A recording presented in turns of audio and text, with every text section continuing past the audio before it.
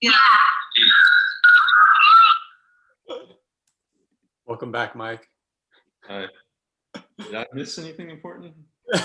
Just some weird loop that's been playing for like 3 minutes. That would be Okay, it looks like it's working now. Can people see us on YouTube? Hey, everybody. It might take a minute. All right. So good evening, everyone. Sorry about the technical difficulties. Hopefully, let's see, we have quite a few people in the audience. So we're just going to go ahead and get started. But just to introduce us, this is Bandwidth, the reading series. We are monthly on virtual reading series. This is our third event. And I'm your host for the evening, Sebastian Paramo. And I have my co-host, Kelly Ever. Let's see. Who's in the bottom corner over here. And we have 4 exciting readers for you. And we'll just kind of go ahead and dive in. We're going to begin with Alan Chazaro, whose latest book, Piñata Theory, just came out with Black Lawrence Press. Alan Chazaro is the author of This Is Not a Frank Ocean Cover Album and Piñata Theory. He is a graduate of June Jordan's Poetry for the People program at UC Berkeley and a former Lawrence Ferlinghetti Fellow at the University of San Francisco. He's a former high school teacher, is currently serving a creative writing adjunct professor in the Bay Area and the co-founding editor of Headfake, an online NBA zine. He's proudly born and raised in the Bay Area. Please welcome Alan. Thank you for the intro, dude, for everybody being here. Shout out to Mexico, since my parents are from Mexico. Yeah, a lot of Piñata Theory deals with me being a dual citizen and being raised in the States, but having most of my friends and family still being in Mexico or coming from Mexico. So yeah, a lot of the poems deal with that, but not all of them. This one definitely doesn't. This one's called Litany Ending with Night. The morning air is spiked with thorns. I am not able to walk through fire, though maybe I have tried. Shame is a parade of licking tongues and everyone is invited. Ask me if I am redefining what I know or retracing false contours. Ask me if shadows are empty or reveal what is already there. The translation of being naked is certainty mixed with uncertainty. Have you ever prayed in your abuela's tongue? There is a sun and a moon dogging every battlefield. There's a broken window inside all of us. The vibes are similar to Frank Ocean's white Ferrari blaring from inside a Chevrolet. Play this on repeat for everyone to move with. Cross the desert dying on the shores of my lips. Crash your mouth and hip bone against my dark. Our lightning is a super bloom of waste flaring into night. This next one's the title poem. It's called Piñata Theory. Blindfolded, I was given a broomstick and told to hit a moving target. When I swung my dizzy arms, an adult on a chair would pull on a rope to yank the rainbow fluff of goods beyond my reach. Everyone laughed and sang about hitting the cardboard carcass, but I only became more lost. To prove them wrong, I focused harder in the darkness. Consider the violence of living, how breath can be fractured and displaced while walking. Take bones, for example, how they are firm enough for everyday activity, but collapse on impact. I fear these injuries, revelations, knowing what's beneath. Each day is a split in the skull, a bang in the lungs. If I am piñata, then hang me with strings of coriander and rainbow dust while playing retro surf music and popping party balloons until I'm spilling myself and you are reaching to gather whatever part of me is unbroken. Tonight is a cliffside. Everyone is loose and dismembering something might bring us together. We went from smashing Spider-Mans to smashing institutions we can't see, getting our spins and tumbles from tequila and sierras, pretending to be ourselves but never trusting the breaks, a different kind of broken, a slower waking up, each morning becoming more monster, needing a harder sort of destruction. This glue was never meant to hold us together. We were covered in layers of pretty color, paper mache faces, superhero assemblages of warehouse scraps. Beneath RoboCop exteriors, we stomach lollipops, our breakage a celebration. The truth, we were made for beatdowns. Shout out piñatas, guys. Like, what a weird ass thing that we feel these things and then we all clap while we violently rip it apart and then we scramble to grab everything that falls out of it. Yeah.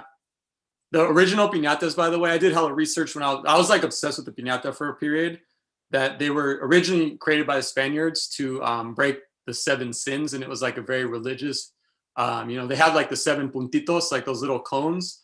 So they all represented the 7 sins. And I was just really interested in that concept of like breaking shit, but also kind of like punishing you, but then like celebrating at the same time. Very fucked up, as a lot of Mexicano culture is kind of like weirdly twisted like that, right? It's got a lot of beauty and sort of darkness at the same time. This next poem is called Throw Away the Cowboy Shirts. Like other men, he secreted himself north so he could own a Chevy and drive over paved roads. To his wife and 5 kids back in Durango, he flickered until fading. Nothing but his side of the mattress and some extra plates to remind them a father once lived there. In the East Bay Area, he worked under the table, a cash-only laborer. Eventually, he married Grandma, an American, native, her skin dark and leathery as a bargained purse. He couldn't speak English, didn't know what his name meant. Fortunado, a borracho, could build a wall a week after he tore the old ones down, and a gambler too, out late with the guys in the back shed, smoking and singing and pissing on grass he mowed that afternoon. Mornings, he'd stumble home with tequila on his mustache, barking why breakfast wasn't ready.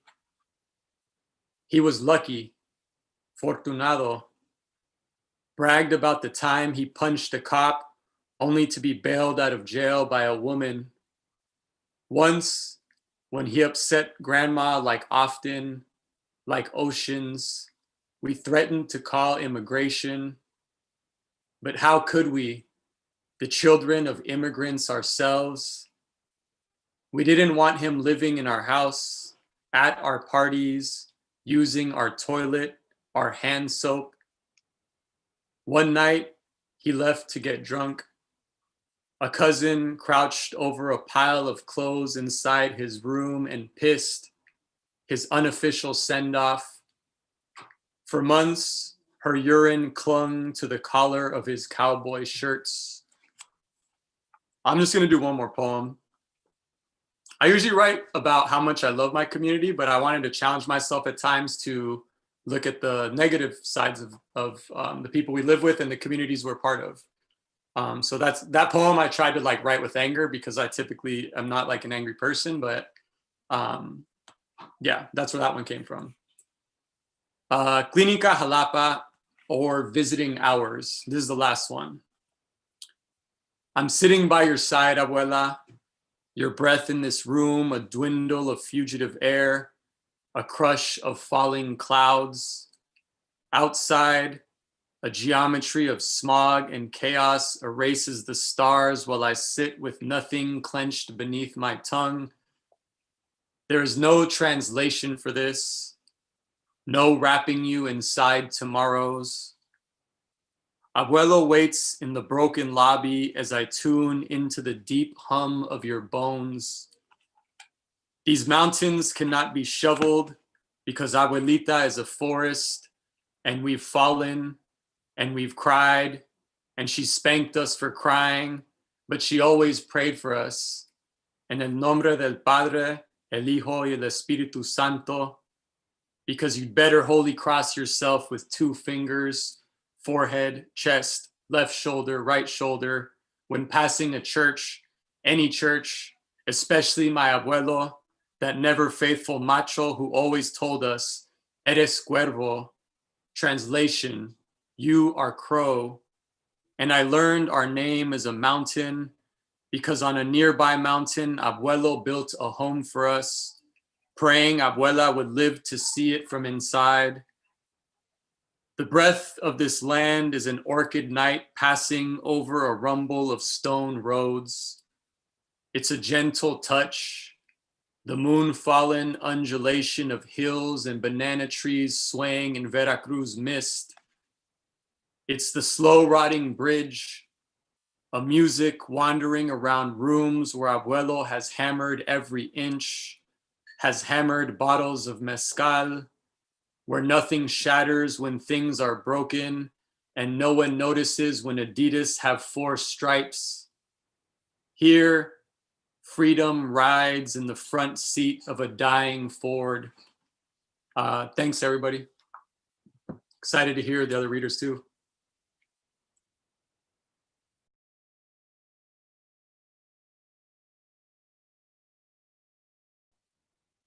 Thank you so much, Alan. That was incredible. Also, I have to say, I really love your website. It's so cool.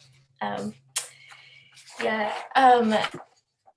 so honored to be introducing Colleen Mayo, whose work I really, really admire. Colleen's writing appears or is forthcoming in The Sun, Crazy Horse, The Rumpus, Hobart, The Chattahoochee Review, The Boiler, and elsewhere. Her work has received special mention from the 2019 Push Art Prize, the Jerome Stern Series Spotlight Award for Nonfiction, and an AWP Intro Journals Award for Fiction. She holds an MFA in fiction from Florida State University, woo woo, and is PhD student in fiction at the University of North Texas in Denton. She's currently at work on a novel set in her hometown of Austin, which I'm so excited for it. I know it's going to be incredible. Colleen also happens to be just an incredible person. Everybody give it up for Colleen. Thank you, Kelly. That's so nice of you. And also we are neighbors. Sebastian and Kelly and Anthony and I live across the street or catty corner from each other, which I just want everybody to know. And oh, before I forget, Alan, there's an artist in the DFW area. Her name is Christian Cruz, and she's a poet and a performance artist and a visual artist. And she has a piece called Piñata Dance. And if you haven't heard of her, you should check her out. She's really cool.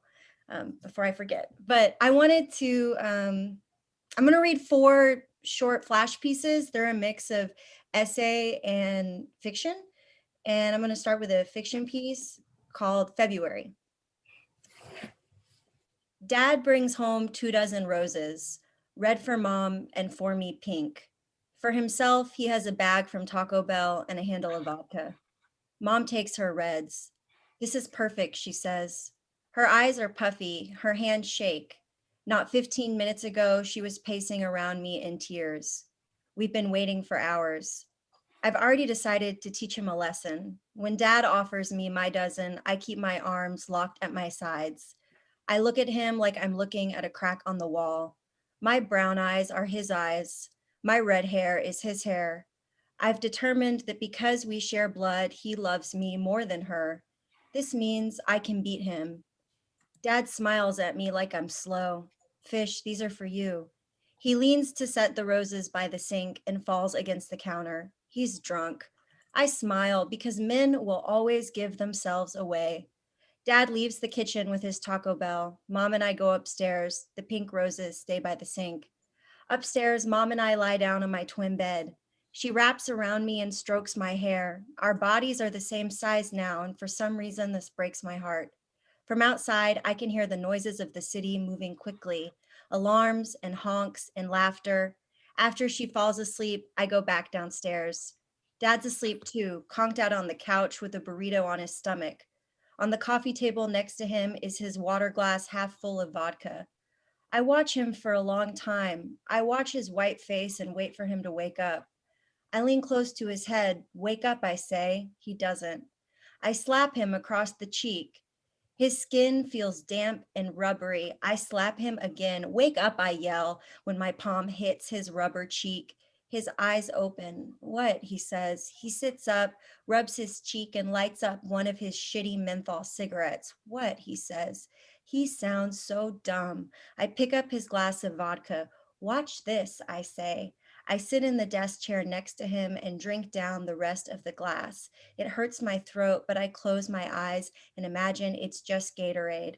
I set the glass down and pick up his pack of shitty menthol cigarettes and his silver Zippo. Watch this, I say, and cross my legs, take out a cigarette. He rubs his mouth, but I point my finger at him. Just watch, I remind him. I light and smoke the cigarette. It burns too, but I pretend it's candy. Dad rubs his eyes. Fish, I'm sorry, he says. He looks at the floor. I get it.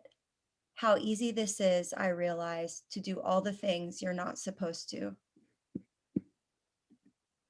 And this is a essay.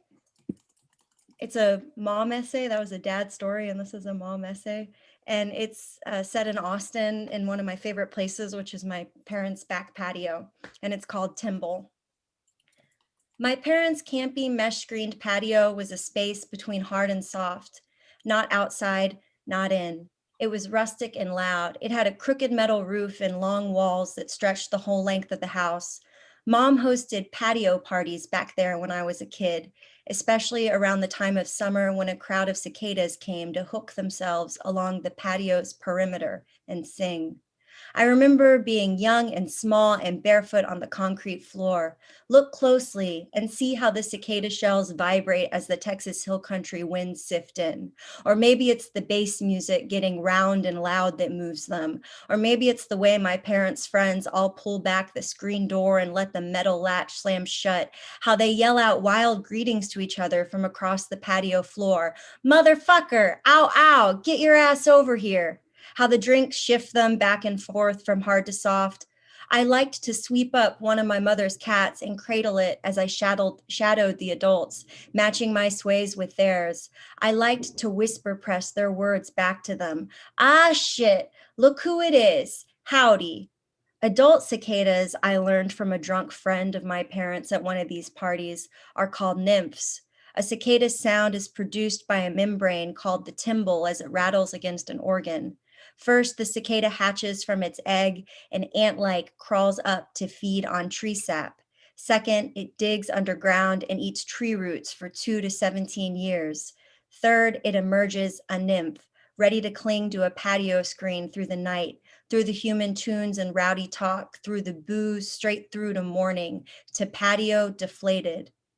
In the morning, I would tiptoe around the friends as they slept, big-bodied, crooked and damp from booze, sweat, and drool, limp fingertips brushing against ashtrays mounded with cigarette butts, mom's fat cats moving curiously around the human sleepers, their tails flirting against shins and the tops of shoes, mom herself awake but just barely as she pulls me back inside.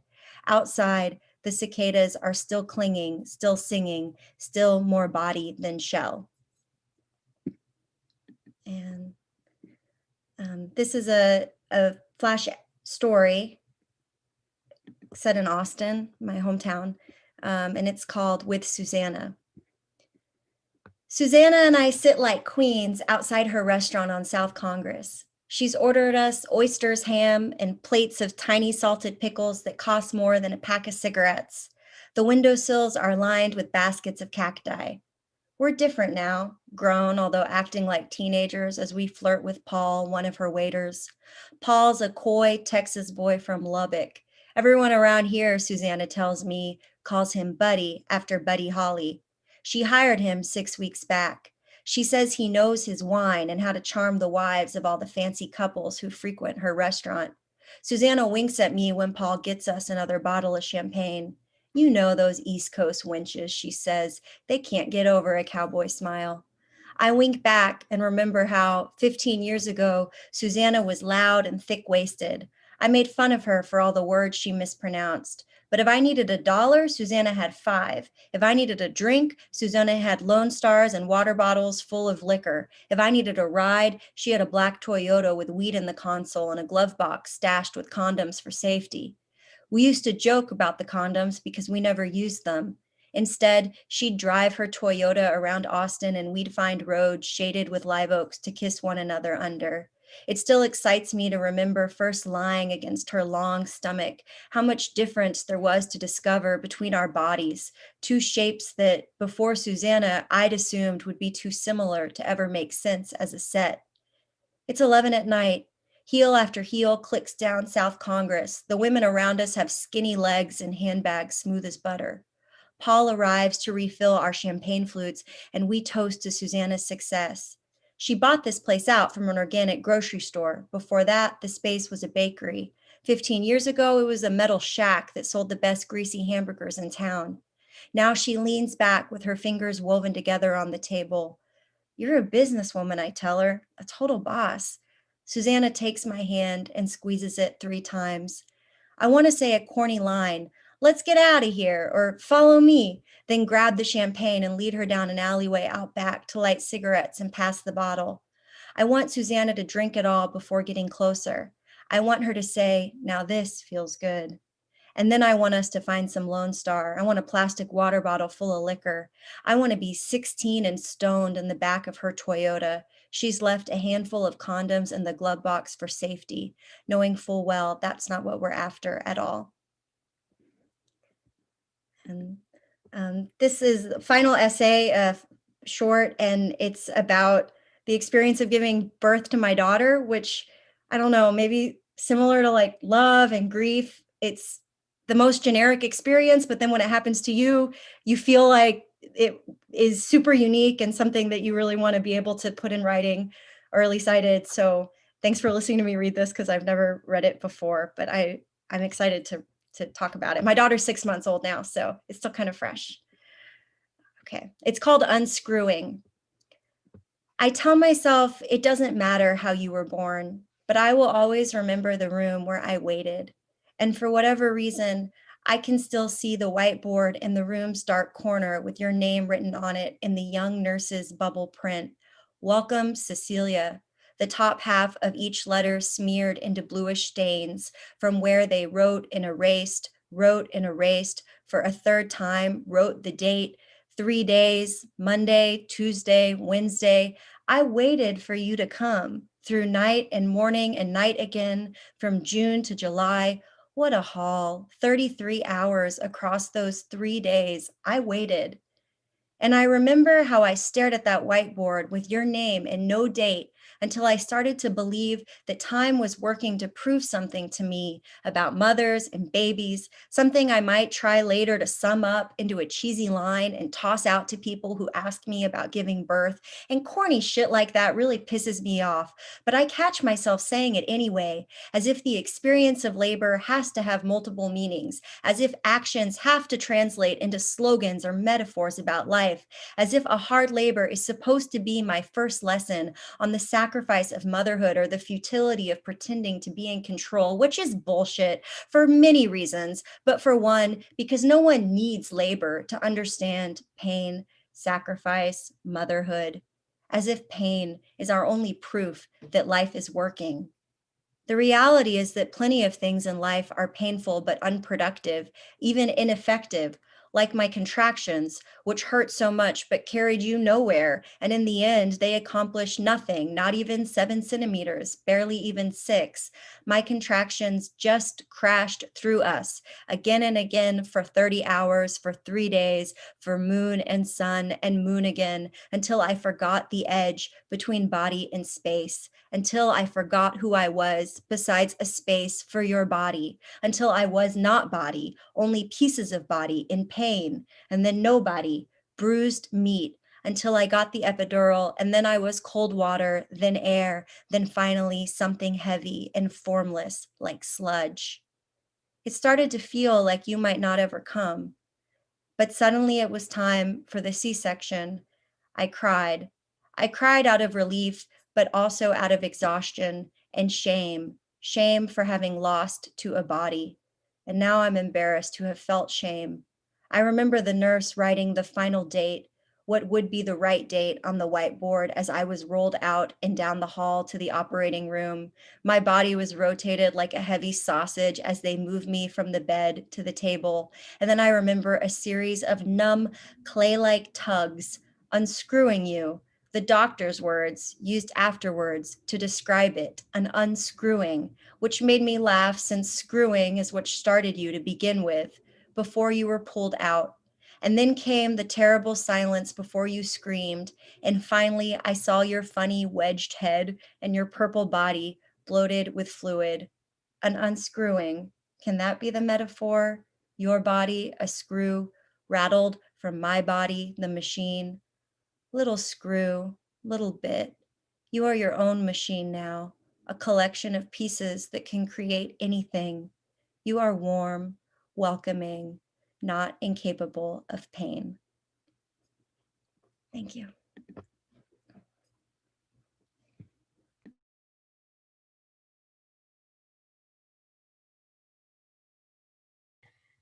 Wow, Colleen. It was really, really great. Yeah, just I love hearing you read, and yeah, hearing you read again has made me very emotional. And I know I'm not the only one out there in the crowd emotional about hearing you read. We all miss you a lot. Anyway, that's irrelevant. Sorry. Okay, up next is also another incredible prose writer. Let's see. S.J. Sindoo, whose books I have here I can show off. S.J. Sindoo is a Tamil diaspora author and educator. Sindhu's first novel, Marriage of a Thousand Lies. Oh no, it's not gonna do it. There it is, Marriage of a Thousand Lies. Won the Publishing Triangle Edmund White Award for debut fiction and the Golden Crown Literary Society Award for debut fiction. 2003 Lambda Literary Fellow. Sindhu holds a PhD in English from Florida State University, woo woo, and teaches at the University of Toronto. Sindhu's second novel, Blue Skin Gods, is forthcoming in summer 2021, and recently it acquired a British publisher. Also, this is Sindhu's, let me see if you can see it. Yeah, Sindhu's chapbook with Split Lip Press. I Once Met You, But You Were Dead. So yeah, love the title, love the book. Both are available at your local bookstores and online. All right, I think that's all for the introduction, except to say Sindoo is just also an incredible person whose work has taught me about how to write about certain subjects, and also whose example has taught me how to be. Thank you, Sindoo. We're all ready now. Thank you so much.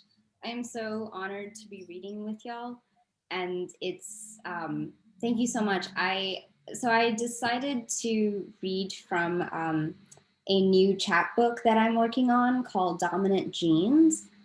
And the first, I'm just gonna read poems, and the first poem is called Gods in the Surf. And because Kelly and Colleen, you're part of this reading, and because there are Florida State people in the audience, this is inspired by our summer trips to St. George Island beaches.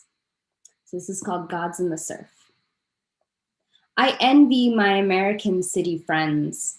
Their impractical swimsuits made to be seen, not touched by sea. Unable to stand in weak Florida surf. I was born by the ocean, an island child, the core of me salt water and seagulls howling. We wade into the Gulf, the ocean holds us, amniotic fluid shot with jumping mullets, jellyfish constellations too small to see, worming their stinging tendrils into skin. Waves spitting shark eggs and tangles of seaweed. Pelicans strafe the water. We gorge on chips, chug shitty beer under a rainbow umbrella. My city friends tell stories, innocent childhood beach trips, Florida vacations, coconut sunscreen. Back home, people saw gods in the surf, watery limbs and hair made of dirty foam. Fishermen went out to sea, came back, nets full of prawns to bombed out homes. Children tried to hide in the sand, evading military planes, only to shatter on landmines. I never saw visions in the waves, but I knew a boat with no motor and no lights could take me across a lagoon at night, and if I heard a helicopter, I should sink my body into the ocean and trust it to hold me. This one is called Panthoot, and it is inspired by a colleague of mine's book. It's called The Chimps of Fauna Sanctuary, and it's about chimps that have been rescued and are now in a sanctuary, but they've been rescued from labs where they've been experimented on. Yesterday, a man visited my class, taught us all how to laugh like chimpanzees, and together we vocalized, hoo, hoo, hoo, hoo, invoking survivor chimps in a sanctuary outside Montreal. I wanted to know how often they laughed. Chimps freed from labs, cut open every week, shot up with tranquilizers, injected with HIV, housed in floating cages. Rachel, the saved chimp, has episodes. She chews herself, bites her own fingers bloody. Only last week I laid in bed, screaming and hitting myself in the face until my partner spread his body out over mine like a gravity blanket. In middle school, I poked my wrists with needles, planting seeds or venting steam. Surviving doesn't always mean you're healed. When they're not ramming shoulders into cage bars or spinning themselves in endless stress circles, the chimps laugh. Hoo, hoo, hoo, hoo. This one is called Sun God, and it refers to, in the Mahabharata, there is one of the main characters, his name is Karna, and his origin story is a lot like Moses, but the way his life plays out is less so. In the Mahabharata, Karna the infant is set afloat in a basket. Illegitimate son of a princess and the sun. Raised by a merchant, his real story is one of self-destruction. I try to be an expert on this subject. Karna grows up to be an archer, the finest in the world, until his little half-brother comes along to best him. Karna finally makes a friend. Just his luck, it's the villain of our tale, and now he's on the wrong side of a holy war.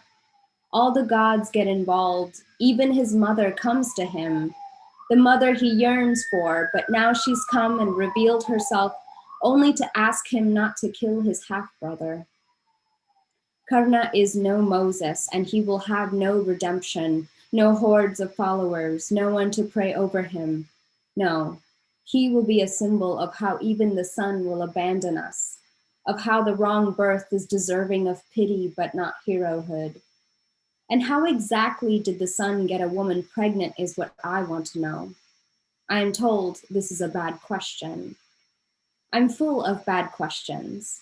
Like if I peel open my labia in the light, will I too have to send away a child in a basket on the river? And what about masturbation? Was the princess being punished for digging inside herself for her own deep pleasure? Why can't women step inside the temple when they're bleeding? I imagine little Karna sits at breakfast while his adoptive mother stirs the sambar, and he is full of bad questions. Like, if you're my real mother, then why do I feel like a god?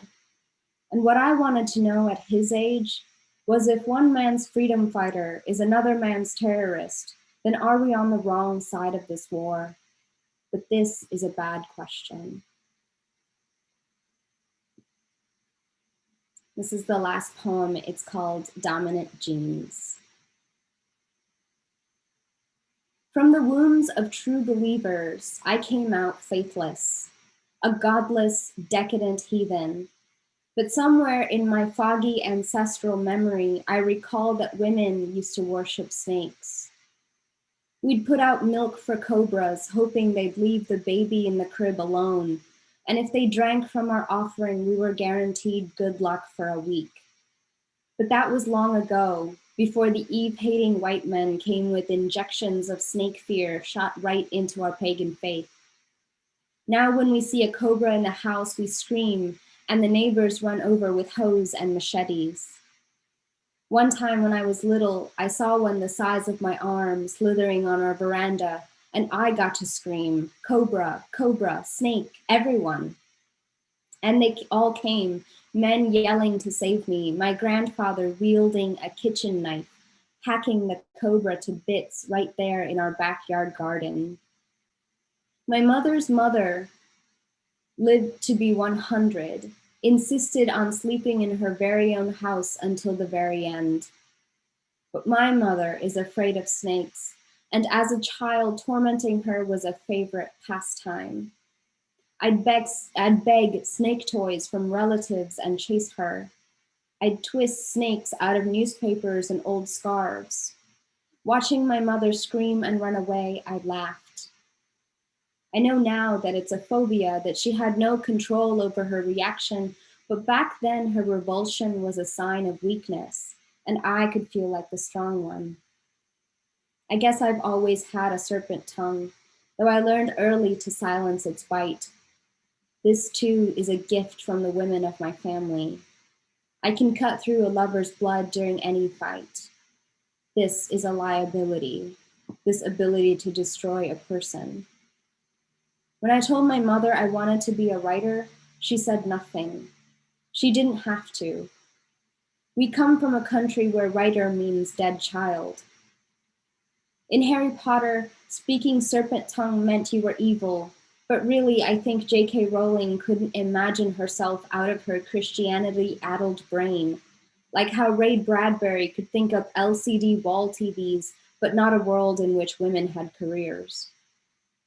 My mother tells me to write nice stories, to keep my serpent tongue caged. This is her wisdom. In this new world, my ancestral power is to be feared.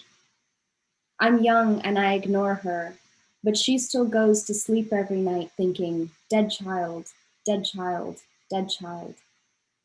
Thank you.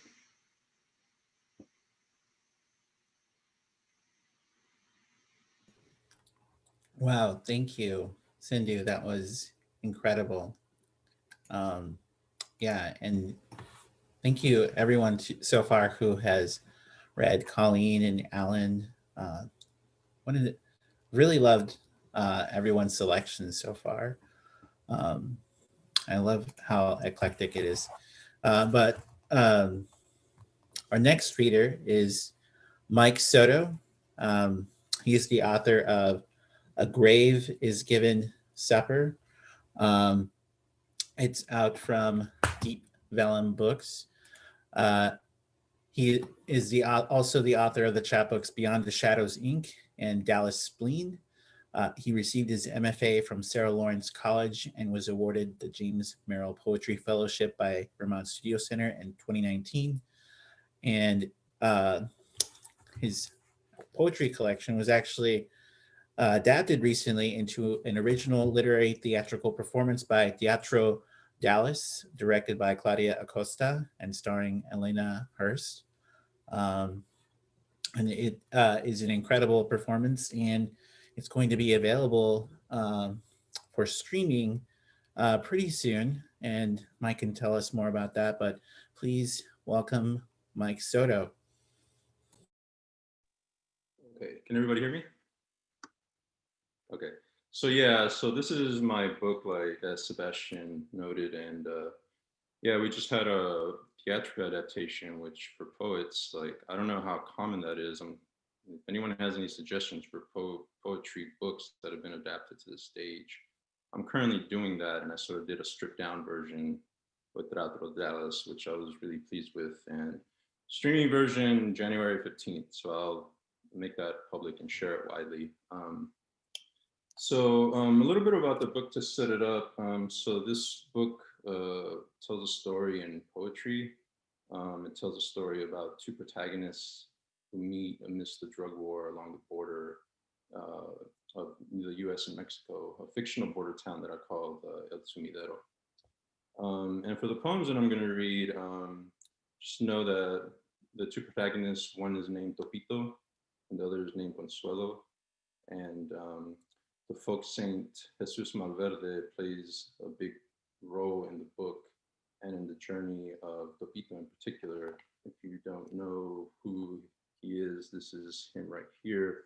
Sort of appropriated by people in the drug trade, but has a long history stretching back to maybe even the 1900s during the Porfiriato in Mexico.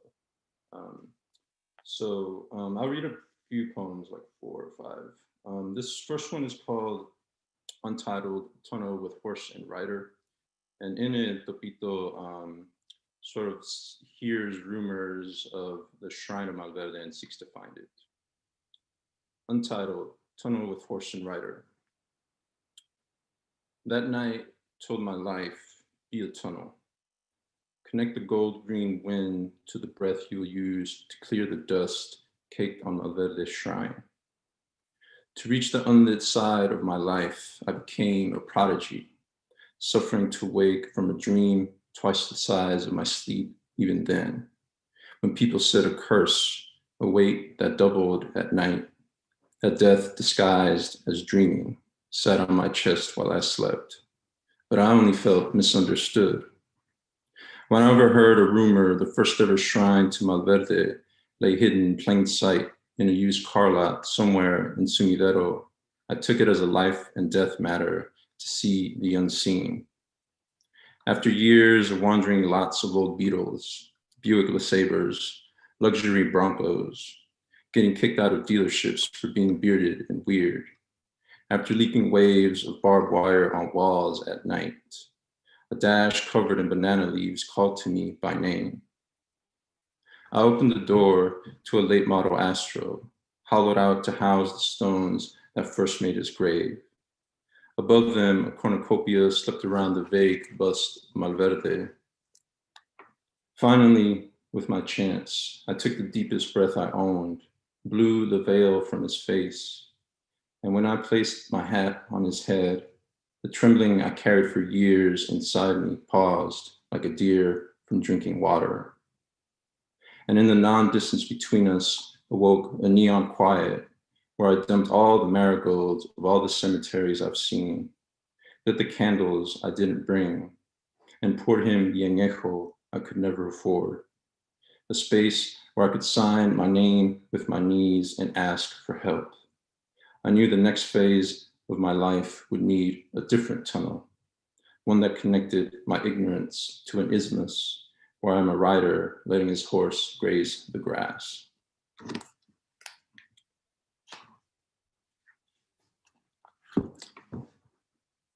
This one's called Topito's Poise.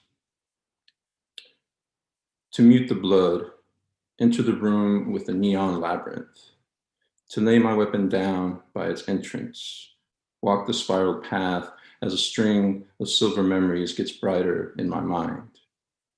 My grandfather braiding a sling, my grandmother tearing tortillas into a bowl of milk, and the cats coming out of nowhere. To stand over the trap door at the heart of the labyrinth, open it, and find a second spiral in the stairwell. To set foot on a ground teeming with light, pull out the 38 hidden in my jacket, cock the hammer back, and approach deliberately. To sense the crow perched on the table understands why I've come.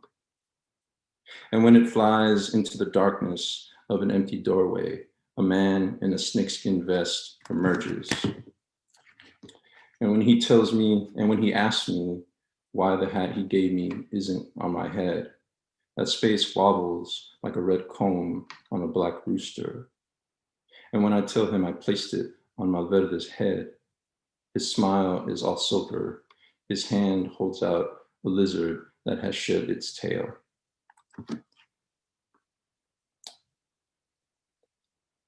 So part of writing this book was imagining a fictional border town. I didn't grow up along the border, but I did grow up sort of in both cultures, Mexico and in the US. And one of the things that I incorporated, this just sort of came out as I was writing the book, sort of riffing on different ways to call the wall different names. And I sort of like stumbled upon calling it the wall commonly known as the brow of God. And I think I got that from seeing images of the wall in Tijuana go into the ocean, and sometimes seemed like it could go to the other side. So I use that to sort of imagine a wall that would stretch that far, or would, I mean, it's pretty much, I don't know, it seems pretty accurate to me, like the wall between the US and Mexico is just like this monster, and it continues to be built even as Trump leaves office. Some of it is very rudimentary, some of it is high tech, some of it uses natural barriers. So this poem sort of came out of that, and it's central to the story as well.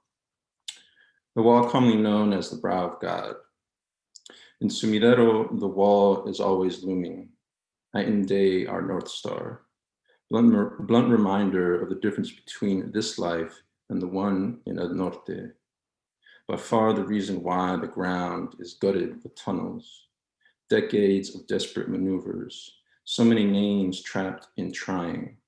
If not a tunnel that connects a pink corner store basement to the bathroom of a Texaco where a razor and a change of clothes wait, then a tunnel that connects a restaurant table, always reserved to the empty pool of a house in Calexico. If not the tunnel that takes you to a Malverde shrine in Agua Prieta, said to be teeming with luck, then a tunnel that runs through a copper mine to a greenhouse in Las Cruces. The above ground alternative, snake yourself into the engine block of a truck, agree to have your body stacked under cargo, endure the heat rising exponentially in a trailer inching towards the border with a sea of other vehicles, all in the same limbo. Covering desert, valley, and mountains. The wall is an endless mind of steel bars east of Nogales, creased slabs in the worst parts of Sumidero, where many use the barrier as the fourth wall of their homes. Some sections of the wall are rigged with ground sensors and tracked by drones, and some are an open invitation to walk a cemetery of scorched sand. But the section stitched into the minds of everyone that lives here is a section of the wall most have never seen. Miles away, where they say the wall goes into the ocean, and the constant fog serves to hide that it ends, or to maintain the awe of it going all the way across.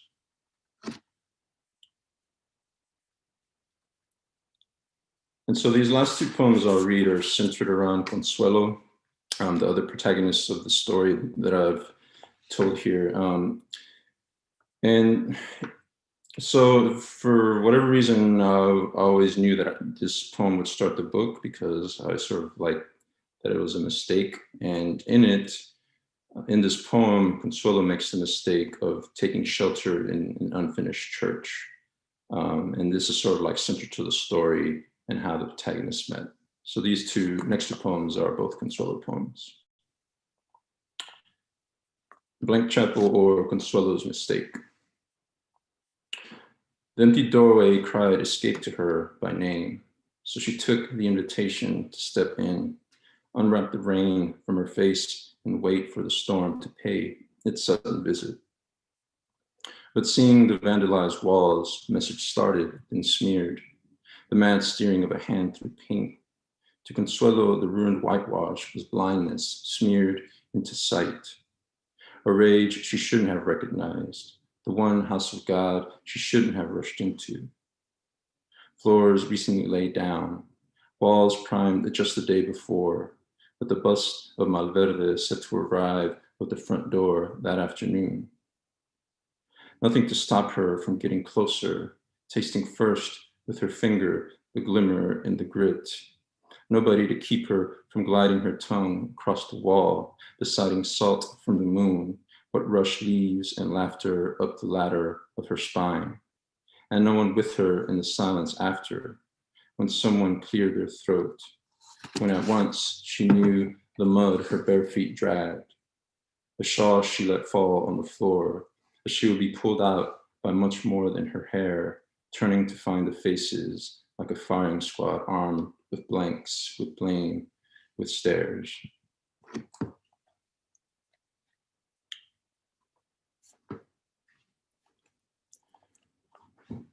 And this poem is sort of like the redemption poem that comes sort of like later in the book, but a companion to the poem I just read. Malverde Chapel or Consuelo's Revenge. Gratitude inscribed in gold. Carefully thought out dedications on plaques for cargo passed safely across the border. Black hats stuffed with dollars, copies recently obtained deeds and passports. Some arrive in monster trucks, others in vintage cars with airbrush murals on their hood paying homage. Those who believe more and more people seek Malverde's help for distorted reasons say nothing. Don't say anything about the vendors selling keychains, Malverde wallets, the rows of plastic busts. Consuelo skirts through the crowd, moves in like a cloud over the day to darken it. She recognizes the faces, the man with the flat top and a black leather jacket, the one with the face of an iguana. The other wearing mirrored sunglasses had a diamond grill that read Chango when he smiled at her. Consuelo gets close to the man with the flat top. For a minute, he stares right at her, but can't place who she is. Consuelo holds her hand out, shows him a prickly pear split down the middle. Its ultraviolet redness irresistible. He can't help but reach for it and shock his hand with spines. By the time he looks up, his eyes are yellow. The room is lit with faces trying not to look. And Consuelo is in the street thinking how much better the chapel looked hollowed out, the bright hum of its emptiness, the ecstasy of landing in front of those walls, pushed by a storm into that space Pepito had smeared, the delirium. Thank you.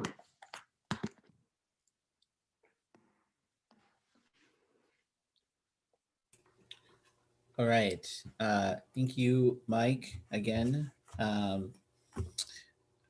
What an incredible evening so far. So if anyone is interested, we're going to be doing a brief Q&A, and you can type in some questions in the chat and I'll share them with our authors. But we can kind of just begin. I guess I'm interested in, Mike, maybe could you talk a little bit more about the process of translating your poems to theatrical performance?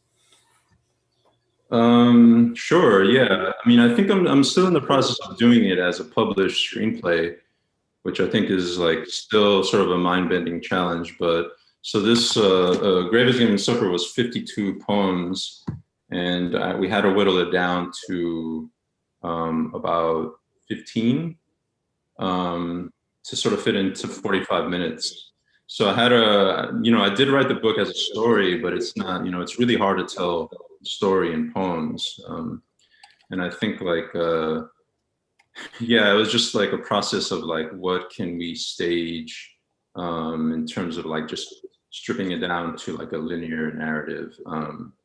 And luckily for me, like my book sort of follows a narrative of El Topo. So there's already a story in it, but I officially haven't started writing the screenplay. I mean, I have a good start because we already put it on, but I don't know. One of the central challenges that I have even before I start writing the published screenplay is like, how do you break that up? I mean, do you break the poems into dialogue?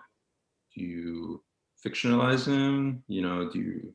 So, I mean, I'm still like in a sort of like fresh space where I feel like I don't even know how to approach it exactly, but it also feels like really exciting. But I will say that, seeing the theatrical production of my book on stage, I mean, it just blows away any kind of reading that I could ever do, and any kind of, in terms of like what I thought my words were, like, Elena Hurst, the actress, it's just incredible to think how much meaning someone else can inject into your work, to the point where it's like what I meant wasn't even what I meant. I think it was something else. That was really cool. I mean, it made me like, I already respected people who work in theater a lot, but I mean, like an amazing actress like Elena is just such a instrument, and can really take words to a completely different level. Like, mad respect for actors and actresses. That's incredible. Thank you for sharing that. Do you know when you'll find out about the link for the streaming of the play? Yeah, January 15th. It should be out.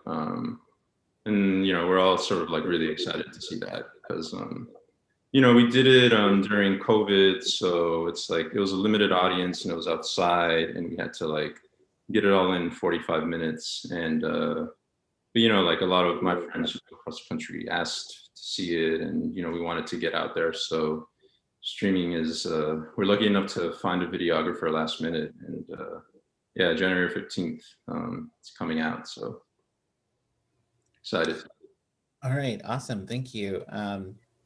So hopefully y'all can find Mike on social media, because that's probably where he'll post it. He's on Twitter and Instagram. We have a question for Colleen. So I guess you read an essay about being a new mother. So someone's asking about being both a mother and a writer right now, especially I guess during COVID. I don't know, man. Like how does it, I don't have the YouTube pulled up. Is the question just like how does that happen? Like the time? Oh, sorry, Sebastian, you were muted. Oh, what's it like being both a mother and a writer? Hopefully I'll be able to answer this question way more eloquently when she's like 18. But most of my time right now, and most of my mental time is occupied with thinking about being a mother and a parent more than it is being a writer.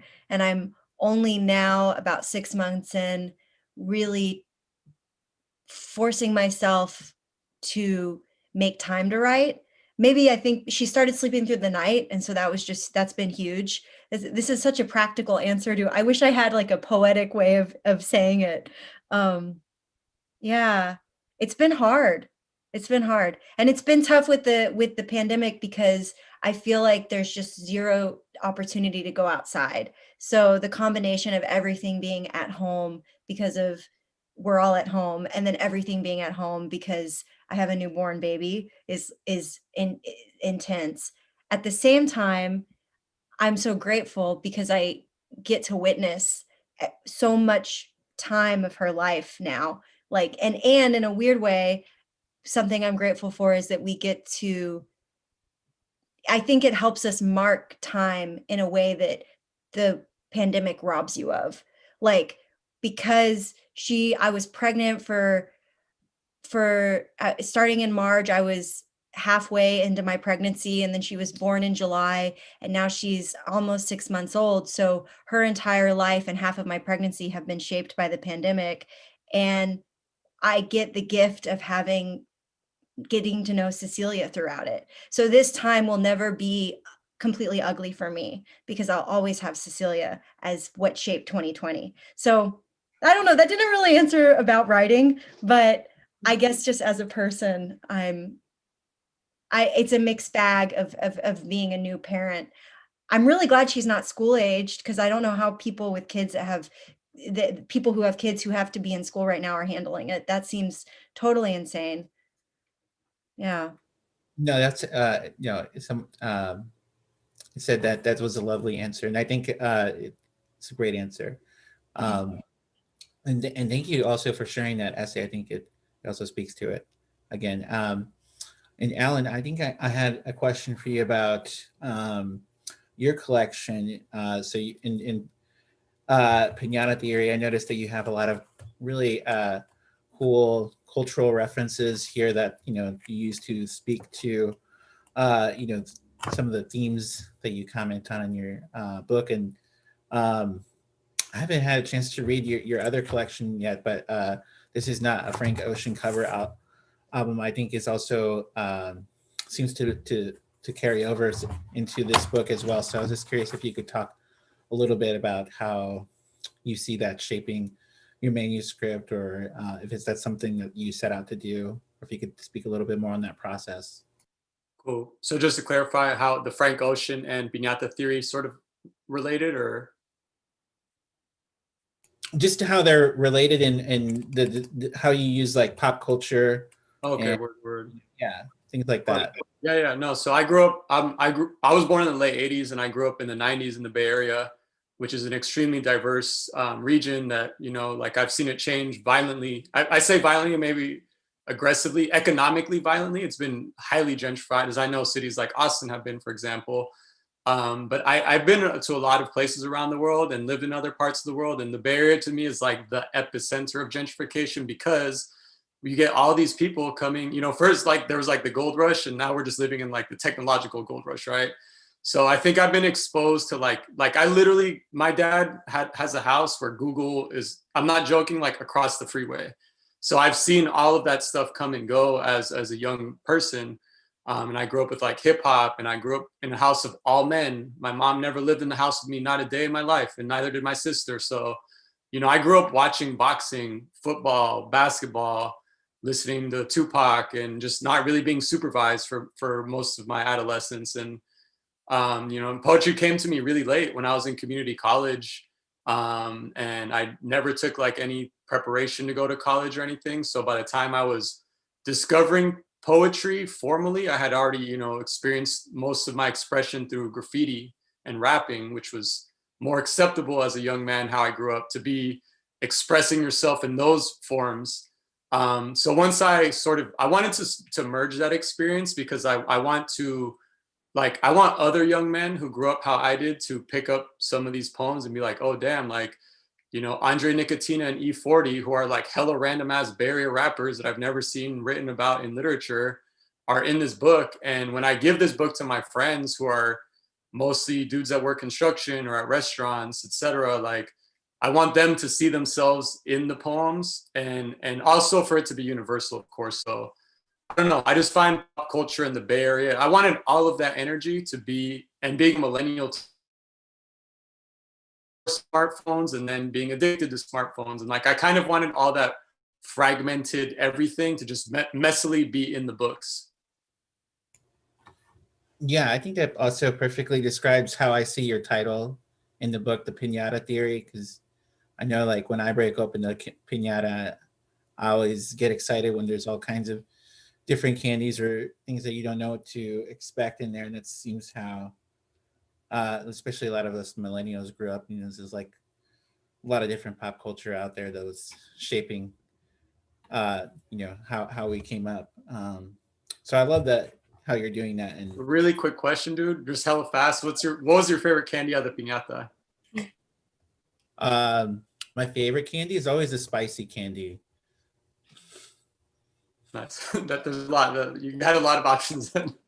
Yeah, I like the ones that you get the like spicy like Lucas type candy on the lollipop. Watermelon shaped ones with the chili coating on top of it. Yeah. Mango paletas. Oh, dude, those are so bomb. Con the chile on top of it, type? Or? Yeah. Yeah. I think that's a rare piñata stuffing, but when I have it, I'll like push little kids out of the way. Move. Yeah, those are great. Okay, I have a question for SJ. So when SJ was at FSU, they started a queer theory reading group. And because we didn't really have a queer studies program, like with a capital Q. So Sindhu kind of, started this community of readers. And it was the first time I had started reading. So Sindhu basically introduced me to queer theory, which I still, hold on, I'm still reading a lot of. And I'm wondering how, the theoretical language informs your work. We've bonded over it a lot, but we haven't really talked about it technically, like how, because I see some like patterns of it from your essays that you've written. So if you just talk about that in general, like across genre, like how does the, theoretical language play into your work, if at all? That's a great question. I don't think I've ever been asked that question, and it's wonderful. Thank you for asking me that. To me, I view queer theory and queer studies in general as a methodology. So in the same ways that a sociologist might use queer methodologies in their research, I approach my writing with a queer methodology, in that I'm really interested in the spaces between definitions. I'm interested, like, for example, and this was a question in the YouTube chat, like, what's it like to write poetry after writing prose for so long? And that's, to me, another question of methodology. Like, there's the space between poetry and prose. What exists in that middle ground, in that liminal space, where in that moment of slippage between poetry to prose and prose to poetry. I'm really interested in what happens in those kinds of spaces. And for me, the theoretical grounding is always queer theory, right? Like I'm really interested in queer theory as a scholar, but as an artist, I find it to be a tool or a set of tools to approach my own writing. And I find, especially, like, even when I'm writing novels, to approach the revision process with an eye to queer theory and to figuring out how to complicate the what seems to come easily in the novel. So what seems to be good or what seems to be bad in the novel, and how do you actually complicate those definitions? How do you complicate our questions of morality, our understandings of ethics? This is like that's what interests me, really, is I guess the spaces in between that we don't normally think about. And for me, that that is traced back to a lot of queer theory and theorists. And I'm really interested, maybe my dream is to someday be like Maggie Nelson and write some sort of auto theory. I am not there yet. Maybe when I'm, older and more mature and have more life experience and more scholarship under my belt. But that is one of my goals, is to write some sort of auto theory that combines poetry and prose and memoir and fiction and critical theory, specifically queer theory. Wow, I almost wish you hadn't told me that, because I just want that to happen right now.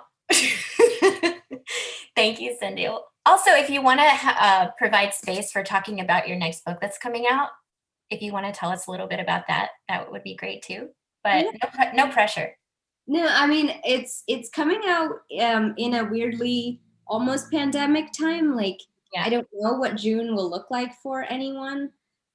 Because I don't know if I'll do a book tour. I don't know if I can travel. I don't know what will happen with the vaccine. So it's all up in the air. So I'm very happy to talk about it. It's called Blue Skinned Gods. It's available for pre-order right now in the US and Canada.